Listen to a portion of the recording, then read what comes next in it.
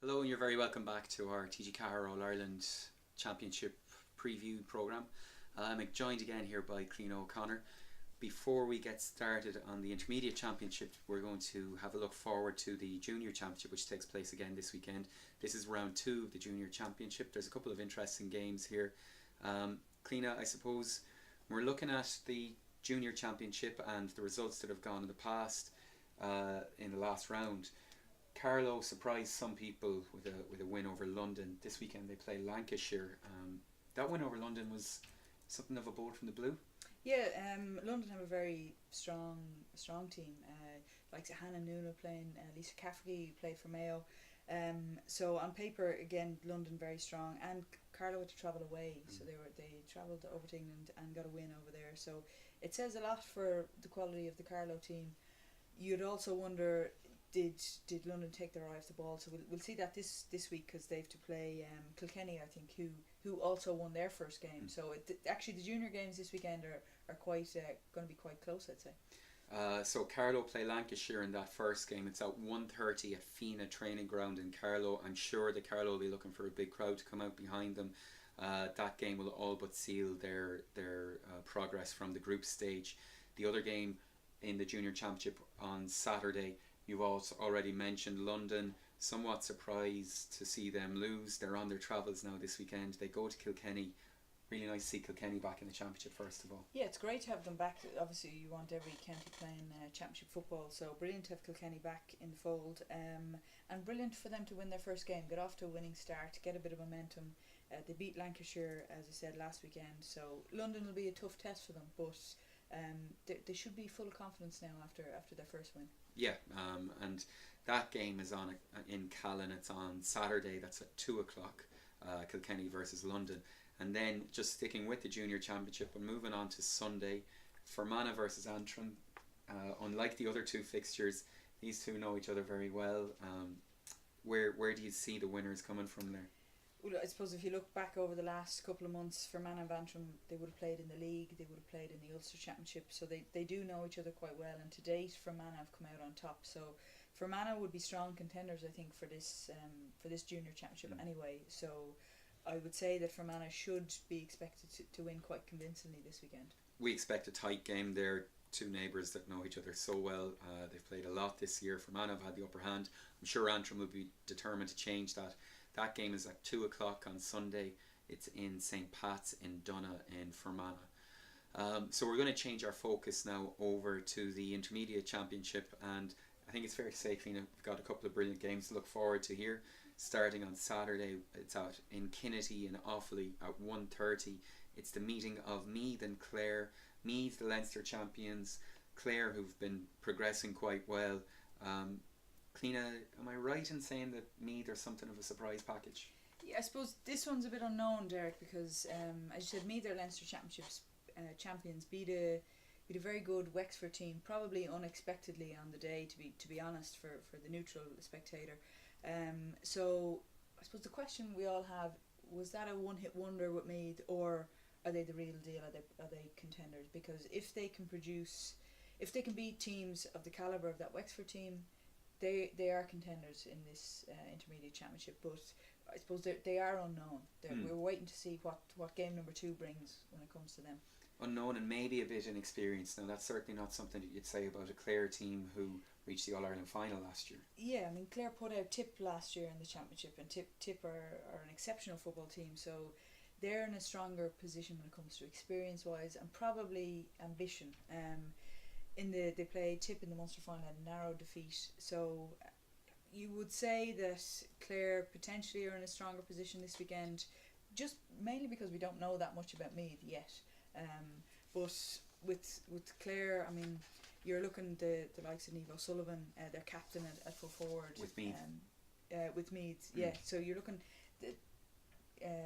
Whitney, will she perform on the day? What type of performance will she bring, and what type of leadership will Meath show?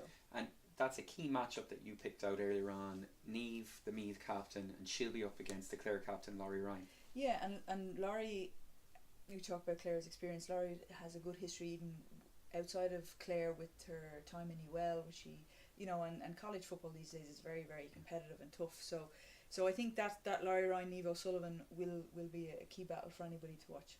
It should be a very good game. I think we're going to see the real Meath this weekend. Are they All-Ireland contenders or are they not? What do you think? Well, I think we have to see the real Meath. If we don't, they're going to have to be at their best to beat Clare. Clare are good and they're exceptionally ambitious. I think if we see the real Meath, or if we see a high performing Meath, it'll be tight. But I would say Clare still might have the edge. Even though Meath are the Leinster champions and have been on an upward curve. Yes, even though. Okay, it's a big shout. That game on Saturday, Meath versus Clare, it's at 1:30 in Kinnity in Offaly. That should be a really, really good game. Last year's beaten All-Ireland finalists versus this year's Leinster champions, so there's a lot to look forward to there. Now, the game that a lot of people, possibly the game of the week in any grade, is on Sunday. It's at 3 o'clock in Callan and Kilkenny. Now, this puts together two teams that have already produced the goods twice against each other in the Lidl National Football League Division 3 final and replay. It's Tipperary versus Wexford. I mean, that's a mouth-watering fixture. Yeah, this is a big one. This is a big one for intermediate, and as you said, across all our championships this weekend, this is going to be good. There's, from the league, this history between these two. From Wexford point of view, I'd say they were annoyed after the Leinster Championship. They had ambitions to win that, and Tipp want to win the All Ireland. There's no point in saying anything other. So, I would expect this to be very close. This one's very difficult to call. And then I suppose to help you make that call, you have to look at the teams as we've seen them. So from the Tipperary side, there's a few real big names to look out for. Yeah, I suppose key player, the captain Samantha Lambert from the Ardfinnan club, playing at centre back. Obviously captain of the team, a leader on the team, pivotal position to try and control that defensive aspect for the team. Then midfield, you've Jennifer Grant, played with UL as well, so very tough player, real workhorse in the middle of the field.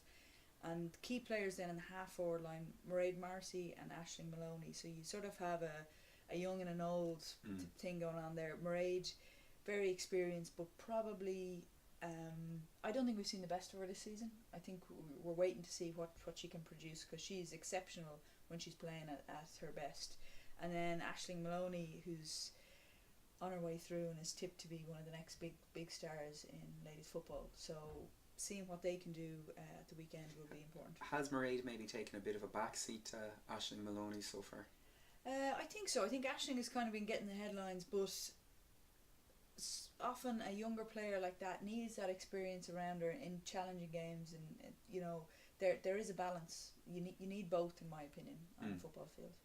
So moving over to the Wexford side of things now, Wexford, Tipperary have been tipped this year and last year. They failed last year at the semi-final stage. They've played Wexford twice already in big games in the National Football League Division 3 final and replay. We found out a lot about Wexford. There's some really strong players in their panel. Yeah, especially midfield. You've got the two girls from Shelmalier, Clara Donnelly and Kelly Carney. So that's a key spot for Wexford, I think, and putting them up against the Jennifer Grant and Ashley McCarthy of Tipp, that'll be a key battle. Also Fiona Rochford, who usually plays full forward, free taker, and a leader on the field. Her performance is going to be key. And you also have, don't forget, the Mary Rose Kelly in goal. So former All-Star, exceptionally experienced. So I think her calm nature on the pitch might be very important this weekend, to try and keep her defence operating to the best of their abilities and try and keep a handle on the likes of Mairead Marcy and Aisling Maloney. We have doubts about Aisling McCarthy's positioning at midfield. She's their free taker. She tends to play between full and centre forward. So you were saying you could see changes from what we're expecting on the field. Yeah, at the minute she's lined out at number 8 and with Gillian O'Brien lined out at 14. So she's a natural wing forward midfielder. Yeah, we may see that switch.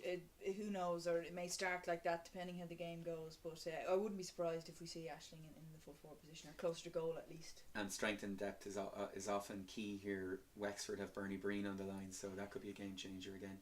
Exactly. I mean, Bernie is a very strong impact sub. Can control around the middle. Can also drive forward. Can be a real dictator of play on the pitch. So being able to spring her from the bench, in terms of if she does start on the bench, because you were does, saying you wouldn't be surprised. Yeah, you don't know what's going to happen. But I mean, they may keep her back to see what hole needs to be plugged as such. You know, because she's pretty versatile. She could do pretty much any position on the field. Yeah, fantastic footballer. So we've got a lot to look forward to in those two games. We haven't got your predictions yet. Your intermediate predictions haven't been going fantastically well so far. But here's a chance to redeem yourself. So starting with Meath versus Clare, who do we expect to win that one? I'm going with Clare. Clare to defeat Meath, yes. And then in the game that we're all looking forward to as well on Sunday, Tipperary or Wexford. I'm also going to go with Tipperary, but these are tough ones to redeem myself absolutely. On these tight games. But Tipp and Clare, I think, to win this weekend. Okay, so you've heard it there. The Intermediate Championship takes place. The first game on Saturday, it's Meath versus Clare in Kilkenny. That's at 1:30, and then on Sunday is that big game between Tipperary and Wexford, 3 o'clock in Callan and Kilkenny. So lots to look forward to, and lots for us to discuss when we come back again next week. So look forward to seeing you at venues throughout the country this weekend.